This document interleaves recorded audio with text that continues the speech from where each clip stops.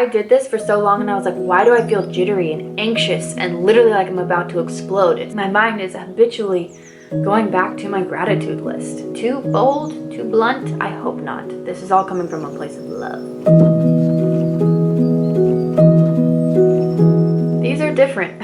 These are for sure different. But if you're new here, you know I don't do things the way the culture does them. I don't do things that are just trendy. I want real. I want honest. I want transparency.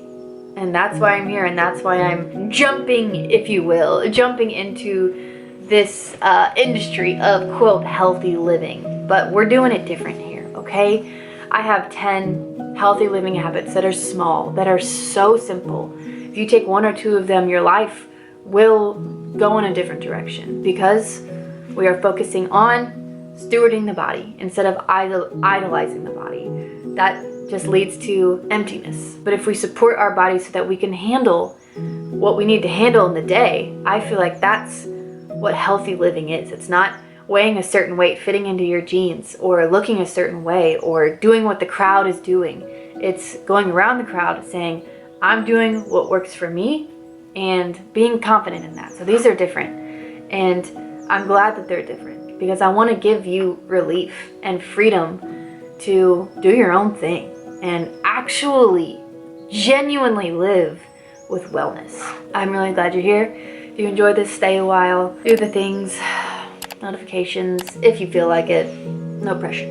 But I'm just gonna start because this is fun and I feel like we're just chatting. I wish I had my tea, but I don't. Number one, I know you've heard this before, but it changed my life. So it's number one. And if you're gonna take anything with you, let it be number one. Starting your day off with gratitude. And I'm gonna tell you exactly how to do it so that it's so easy and it's not just adding another thing to your list because I know you have a lot on your plate already. But right when you wake up, have a sticky note or a scratched piece of paper or like a random piece of paper. This is my everything journal. That's literally a piece of crap, but it's on my bedside table.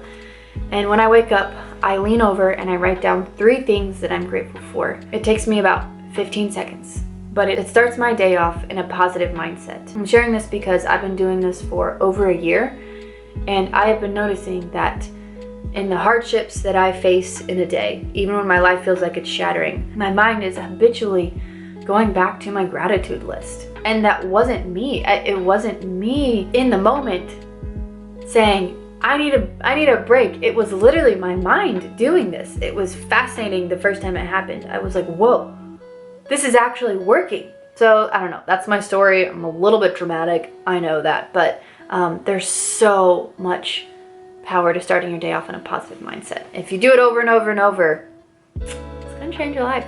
Number 2 is to look at the sun first thing in the morning and to do so outside. This is a very detailed healthy living tip and very practical one as well. When you look at the sun, actually in the outdoor sun, it's setting your circadian rhythm up for the day, which is telling your body, because your body knows different shades of light. We all know that about blue light and red light, all that kind of stuff. Your body knows the morning light and it's saying, oh, this is morning, so don't produce melatonin in 5 hours, which will happen if you look at your blue light screen because that's telling you it's 1 o'clock. Is this too confusing? I hope not. Look at the sun first thing in the morning and it's gonna set you up for good sleep because your body's gonna know when to produce melatonin and when to calm your body down. Number 3, and don't kill me for saying this. I'm sorry if I am upsetting you. Don't drink coffee first thing in the morning. Eat your breakfast first. When you are drinking coffee first thing in the morning, a lot of people do this to wake themselves up, which means they're already starting behind the curve, which means their body is already probably in fight or flight mode. And so when you're drinking coffee first thing in the morning, you're just pouring gasoline on a fire, telling your cortisol to spike first thing in the day. I did this for so long and I was like, why do I feel jittery and anxious and literally like I'm about to explode? It's because I wasn't nourishing my body, giving the minerals, the nutrients, the protein that it needs to feel safe and fully nourished. I was pouring gas on a fire, drinking coffee first, and I honestly never could get into the habit of drinking coffee because I felt awful. So the benefits of drinking coffee with your meal or after your meal, you're setting your energy levels up, your cortisol isn't gonna be as high, you won't be as angry and stressed and overwhelmed. It also helps people with anxiety. I've read that in so many places. Also helps your hormones. So really good things coming out of it. Don't kill the messenger. Number 4 is do some things that are uncomfortable for you. I was a perfectionist for so long, and I know I'm not the only one when I say this. It's easier to do things the right way. And it wasn't until I created my YouTube channel and started putting myself out there that I saw huge changes in my personality and just kind of became myself and had this inner confidence that I had never had before. I wanted to give you some ideas of some things that are kind of uncomfortable to do. When you're out and about and you see an elderly woman pushing her cart to the car, maybe offer to put her bags in her cart for her and then take the cart to its little cart area, or compliment somebody on their shoes or their hair clip. A lot of these things are random acts of kindness, but they're uncomfortable to do to complete strangers. But you never know who could really need a little love and encouragement.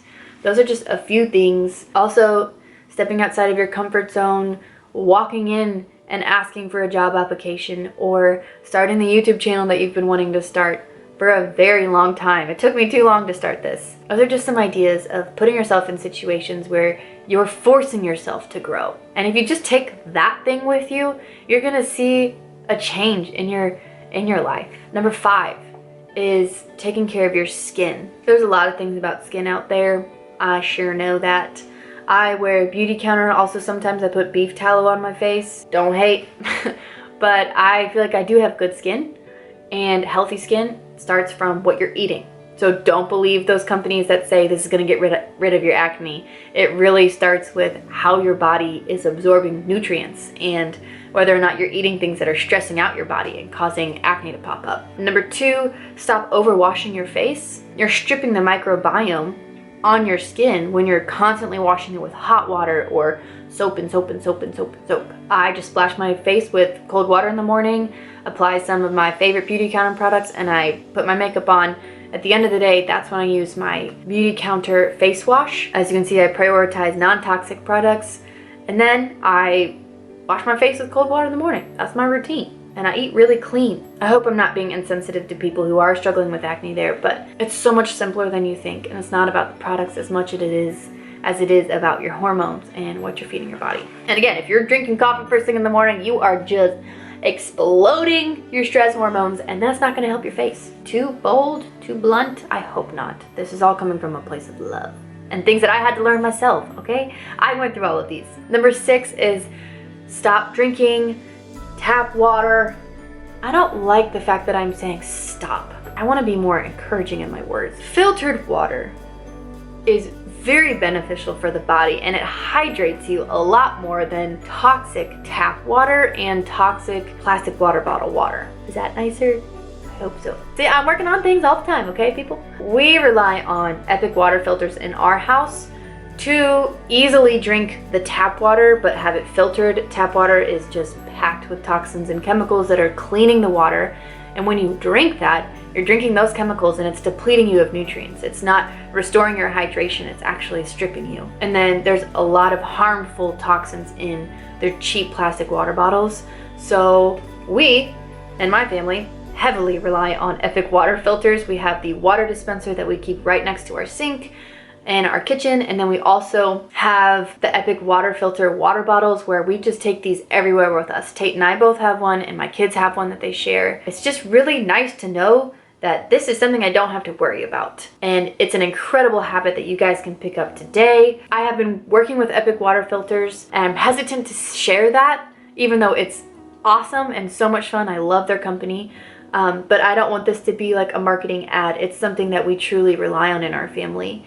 And I do have a discount code if you are interested in doing the same thing for your family and for your cells and your body and your hydration. It's Margaret Matheny for 20% off. It's just a super easy tip that we add into our family. 7, and I might get in trouble for this one too. Drinking cold things and eating cold foods creates stagnation in your body, in your stomach, and in your digestive system. It makes absorption of nutrients and minerals a lot harder because your body is working on warming up those things instead of working on absorbing those nutrients. It's a traditional Chinese medicine tidbit of knowledge that I've learned over the past couple years because I've struggled with digestive stuff in the past. I don't anymore, and I'm so grateful for that. But getting rid of cold stuff was huge in my healing and in regaining energy. So whenever I do have cold things, I drink a warm tea before. Every time I go out to dinner, I have a warm tea. That's what I order. If I'm drinking a cold smoothie, I actually pour hot water into it to make it more of like a neutral temperature instead of cold. There's so many benefits that come to it. Really, when you're eating cold things, your body's not absorbing those nutrients. So I hope I'm not upsetting anyone who eats smoothies often, because that was me. When I first heard this, I was like, no. But there you go. Number 8. What is your favorite stillness activity? And I purposely wrote it as a question so that I'm not telling you what to do, because we all live different lives, we all have different schedules, and we all like different things. So on my list of stillness things that I love is I love making tea, I love sitting in front of a fire, I love playing cards with my husband, and I love watching like The Chosen or The Holiday. Those are movies that I just have on repeat these days. But some people like meditation, some people like walking, some people like reading, some people like watching Netflix. I encourage you to find a stillness thing that doesn't deplete you, but rejuvenates you, and include it into your everyday routine, whether it's at night or in the morning or in the afternoon or at lunch break, something like that where it can recharge you and just kind of bring you joy. It's just a little tip that's like, do something that you like every day instead of succumbing to the pressure of working. 9, 10 minutes of movement. I'm just gonna leave it at that. Moving your body moves the circulation, moves your blood, which nourishes your brain, your stomach, your skin, your digestive system. There's so many benefits to moving, and it's not just about getting ripped and fitting into your jeans again. It's about nourishing your body and stewarding your body, treating it as a temple. But the pressure of doing things a certain way, you guys, I used to work out for 2 hours a day because I thought that was, quote, health. Nah, I live a pretty active life because of my kids, but on my work days, I try to get a 10-minute brisk walk in, or 10 minutes of a yoga flow, or 10 minutes of weights. Normally it turns into more, but if I just mentally say, just do it a little tiny bit every day, it's actually really beneficial, okay? Just taking the burden off of you, hoping to at least. And number 10 is create a running list of things that you're working on in life in general. Look at it daily, rewrite it daily, and notice that I'm not telling you to manifest your life and to try to control everything, but rather give yourself grace. Look at yourself in the eye and say, I'm not good at this, and I keep failing at this. I'm going to keep working on it. It's different than manifesting, and I like it that way. I feel like manifesting is just trying to control your life, and writing things down and working on things that you're bad at is more so saying like, I can't do it all, and I'm gonna give myself grace the same way the Lord gives us grace, and I'm going to continue to work on it. And you guys, I've been working on one particular thing for 90 days, and it's so annoying. But it's a good reminder that I am just a wreck. No, I'm just kidding. It's a good reminder of the Lord's grace and that we are allowed to work on things and He loves us regardless. It's really helped me to be more mindful and more present and more intentional in the good and the not so good parts of me. So I hope these help you. That's all I've got for you. Thank you for being here. I love talking to you guys in the comments if you have anything you want to add or anything you don't agree with, or just want to say hey. I would appreciate it. All right, I'll see you in the next video. Bye.